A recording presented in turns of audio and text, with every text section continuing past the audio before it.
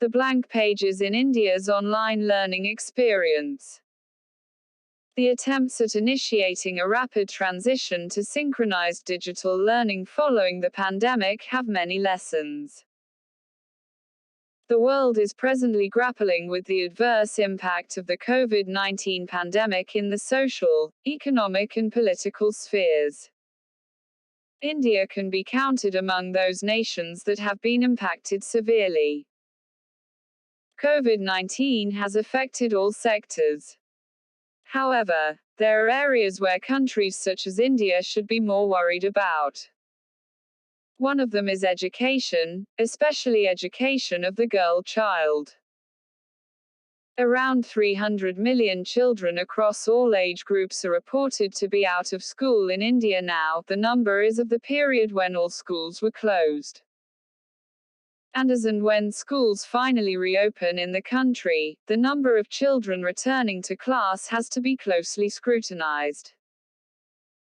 The education sector faces the challenges of delivery, especially of pedagogical processes, classroom assessment frameworks, student support and teacher-student engagement. Realistic assessment is key. More than just the numbers, the authorities have to realistically assess the level of understanding of students who have returned to schools after digital learning at home.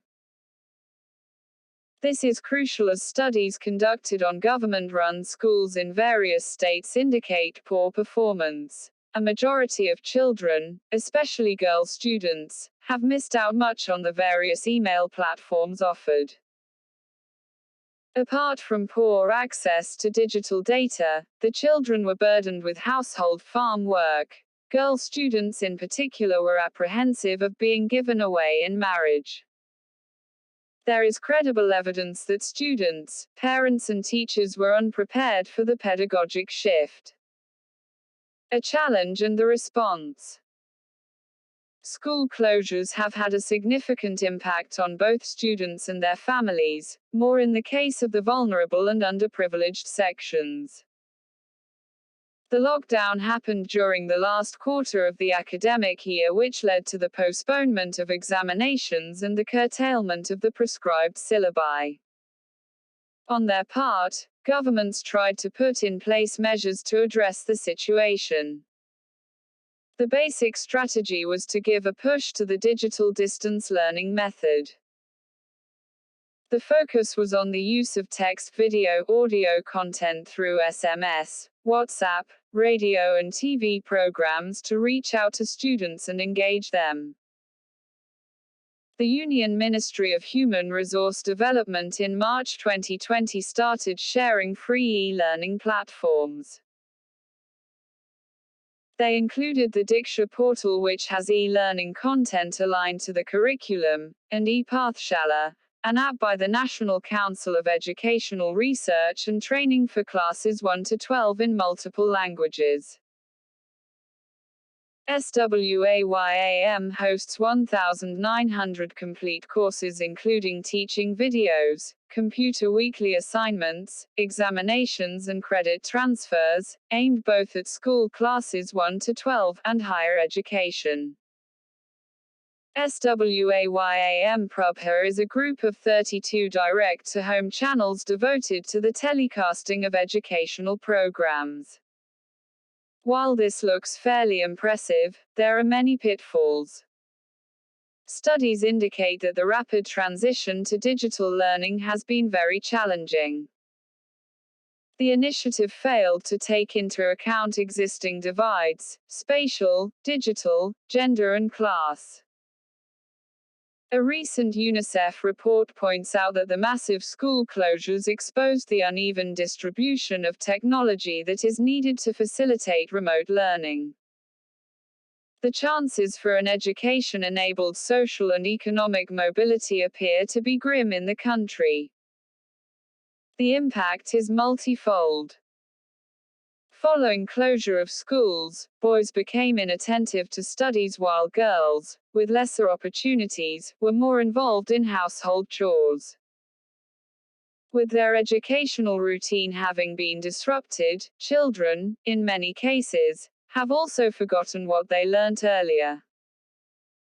Again, the decision to postpone the board examinations and to allow automatic promotion to the higher classes is bound to affect the quality. A survey promoted by the Center for Budget and Policy Studies in July 2020, of 3,176 households of Assam, Bihar, Uttar Pradesh, Telangana and Delhi, found that in families which faced cash and food shortages, only 50% of the boys and girls were confident of returning to school. The abilities of the families and communities concerned to support the educational journeys of the children have been found to be affected. One should remember that attending schools is not about learning alone. The long closure of schools has also meant the disruption of a range of activities such as the midday meal scheme, the school health program and pre-metric scholarships to girl children. The case of Rajasthan. In states such as Rajasthan, the education of girl children is still a challenge. The state is positioned precariously, the second worst in overall literacy rates in India and the lowest literacy rate among the females. NSS 2017-18, 20% of girls in the age group 15 to 16 were out of school against the national average of 13.5. A study by the Institute of Development Studies, Jaipur and Development Solutions. It is also apt to consider making secondary education for girls free. Given the seriousness of the situation, one expects the governments to keep the budgetary share of education to 6% of GDP, as emphasized by the President of India. Sunny Sebastian is former Vice-Chancellor, Haridev Joshi University of Journalism and Mass Communication, Jaipur, Rajasthan.